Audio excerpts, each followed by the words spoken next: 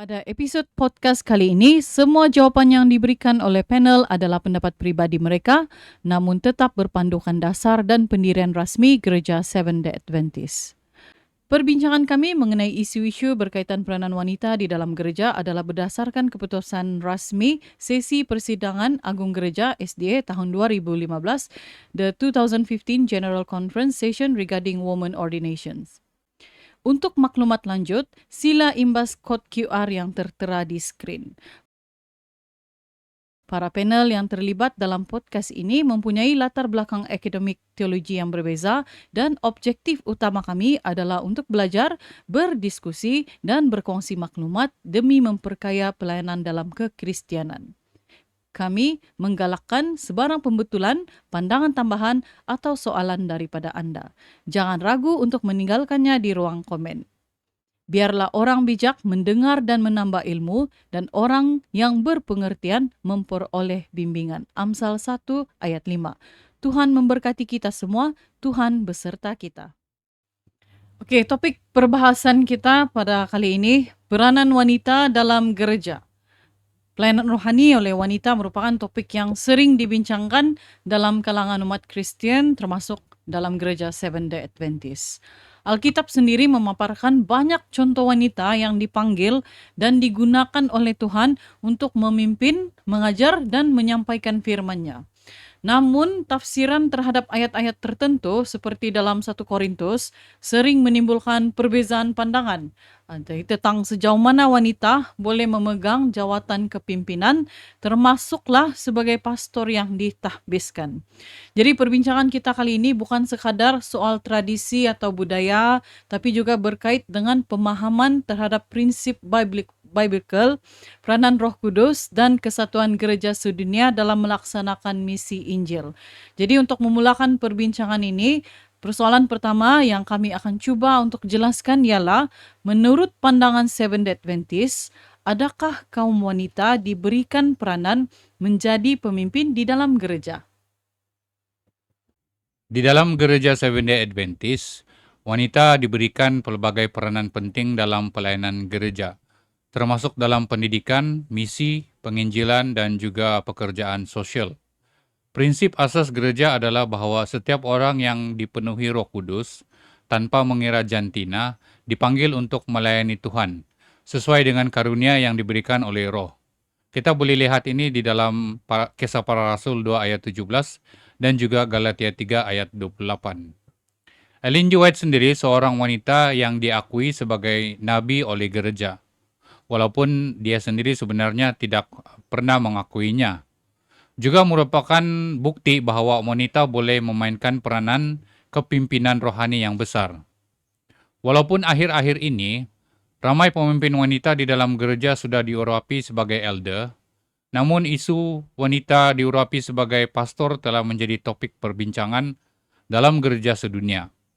Walaupun ada divisi telah membenarkan wanita melayani sebagai pastor, sama ada yang diurapi ataupun tidak oleh gereja setempat, namun General Conference pada sesi tahun 2015 telah menolak pengurapan wanita sebagai pastor secara global.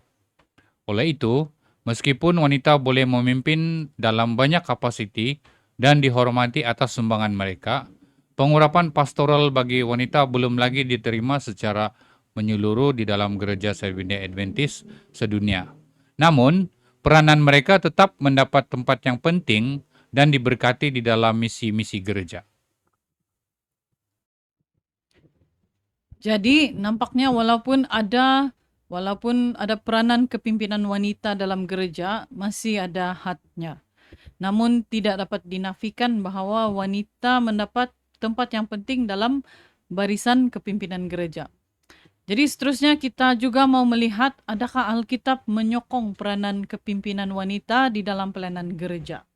Adakah juga terdapat contoh di dalam Alkitab yang menyokong dan memberi bukti tentang peranan wanita itu sendiri dalam pelayanan gereja?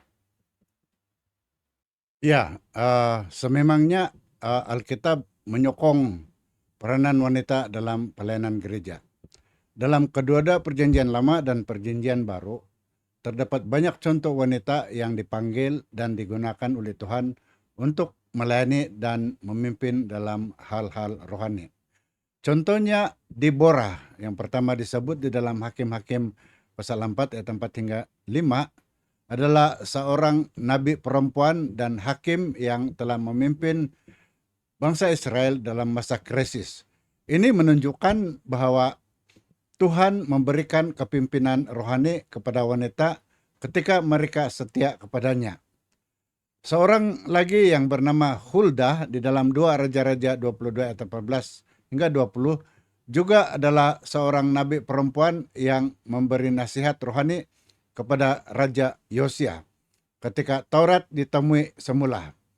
Dalam perjanjian baru, Maria Magdalena adalah wanita pertama yang menyaksikan kebangkitan Yesus dan diutus untuk menyampaikan berita kepada para murid.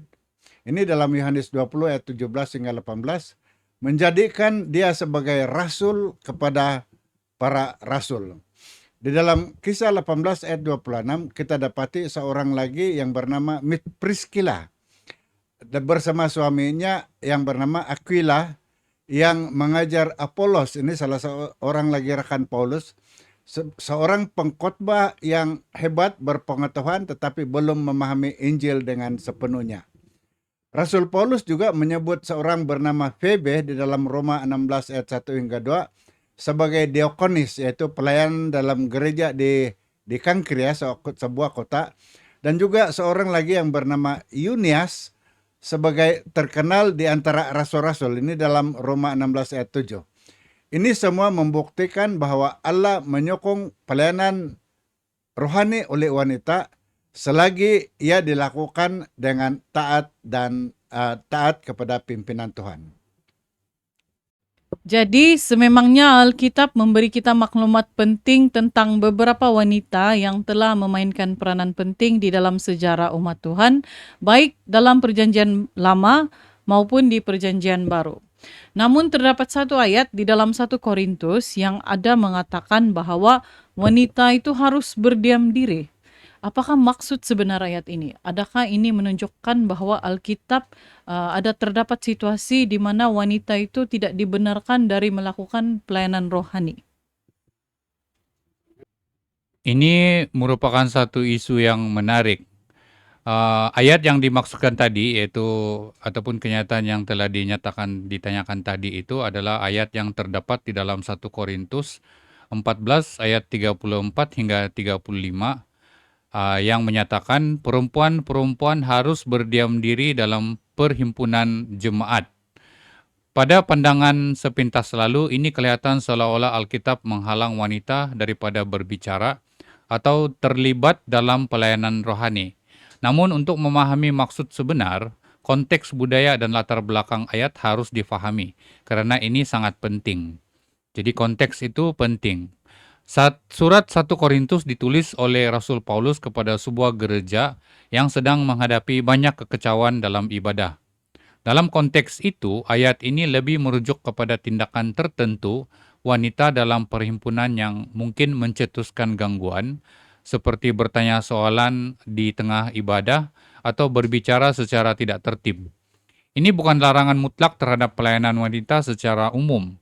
Karena di dalam 1 Korintus 11 ayat 5 itu sendiri, Paulus mengakui bahwa ada wanita berdoa dan bernubuat dalam perhimpunan umum. Selagi dilakukan dengan sopan, yaitu mereka diminta untuk menutupi kepala mereka sesuai dengan amalan budaya pada ketika itu. Oleh itu, ayat yang dimaksudkan ini bukanlah bukti bahwa Alkitab melarang wanita daripada pelayanan rohani. Sebaliknya, ia menekankan perlunya ada ketertiban dan juga kesopanan dalam ibadah. Ramai wanita dalam Alkitab digunakan secara aktif yang membuktikan bahwa pelayanan rohani oleh kaum wanita disokong, apalagi apabila dilakukan dalam kerendahan hati dan juga di bawah kepimpinan Roh Kudus itu sendiri. Oke, jadi sebentar tadi kita sudah mendengar ulasan mengenai wanita yang bertugas sebagai elder dan juga pastor. Jadi sekarang mari kita dapatkan pencerahan yang lebih lanjut mengenai pendirian rasmi Gereja Seventh-day Adventist mengenai pengurapan wanita sebagai pastor. Oke. Isu pentabisan wanita sebagai pastor atau pengurapan wanita sebagai pastor adalah salah satu topik yang hangat dibahas dalam gereja Seventh-day Adventist. Seperti yang sudah dijelaskan seawal tadi, yaitu uh, apapun, namun sebelum saya teruskan, harus diingatkan bahwa pada umumnya gereja mengiktiraf bahwa wanita memiliki karunia rohani dan boleh melayani dalam banyak bidang pelayanan seperti mengajar, menginjil, memimpin sekolah sabat, dan juga menjadi elder dalam gereja. Nah, ramai wanita juga telah dilantik sebagai pemimpin atau ketua jabatan pelayanan, baik di peringkat mission, union, division, malah di general conference juga. Dan ramai di antara mereka adalah pengkhotbah yang hebat. Namun, seperti yang dikatakan, pengurapan wanita sebagai pastor belum diterima secara menyeluruh di seluruh dunia. Jadi pada sesi General Conference tahun 2015, satu undian telah diadakan untuk membenarkan sekurang-kurangnya setiap division untuk menentukan sendiri soal pentabisan wanita. Tetapi keputusan majority adalah menolak cadangan itu dan menjadikan pengurapan wanita sebagai pastor di dalam gereja belum lagi dibenarkan secara rasmi atau diterima di peringkat global. Walau bagaimanapun, beberapa division seperti di Eropa dan Amerika Utara sudah pun melantik dan mengurapi atau mentabiskan wanita sebagai pastor. Tetapi ini telah dilakukan sebelum keputusan di sesi General Conference yang dikatakan tadi itu dibuat. Jadi hal ini telah mencetuskan perbezaan amalan antara divisi-divisi, namun ini sama sekali tidak menimbulkan perpecahan walaupun ada perbezaan atau perbelahan. Dan struktur global gereja tetap berpegang pada keputusan rasmi tahun 2015. Jadi pendirian umum gereja SDA adalah bahwa wanita dipanggil untuk melayani, tetapi pengurapan sebagai pastor atau pentabisan pastoral adalah isu yang masih dalam perbincangan, perbahasan, dan belum lagi disepakati secara menyeluruh, secara sepenuhnya. Jadi gereja terus menegaskan bahwa semua pelayanan harus dilakukan di dalam kerendahan hati dan taat kepada firman Tuhan. Nampaknya kita sudah punya cukup rujukan dalam Alkitab yang menyokong peranan wanita di dalam kepimpinan wanita dalam apa juga bidang yang mereka boleh lakukan. Jadi untuk mengakhiri perbincangan kita pada kali ini, mari kita minta pembahas kita berdoa di sini untuk berikan kesimpulan terhadap apa yang kita sudah bincangkan dan kita bahas pada kesempatan ini. Pelayanan rohani wanita di dalam gereja sememangnya disokong, tetapi pengurapan wanita sebagai pastor masih terbatas buat masa inilah. Namun Alkitab dengan jelas menunjukkan bahwa wanita telah memainkan peranan penting dalam pelayanan rohani sejak zaman Perjanjian Lama hingga zaman Perjanjian Baru. Tokoh-tokoh seperti Deborah, Hulda, Maria Magdalena, Priscilla, Phoebe, dan banyak lagi membuktikan bahwa Tuhan memanggil wanita untuk melayani, menasihati, dan memimpin dalam konteks rohani. Rasul Paulus sendiri mengiktiraf peranan wanita dalam berdoa dan bernubuat dalam perhimpunan, sekaligus menegaskan bahwa ayat-ayat seperti 1 Korintus 14 ayat 34 hingga 35 mesti difahami dalam konteks budaya dan ketertiban ibadah di suatu tempat dan keadaan-keadaan yang tertentu, bukan sebagai satu larangan mutlak. Dalam konteks gereja Seventh-day Adventist, wanita sangat dihargai dalam banyak bidang pelayanan.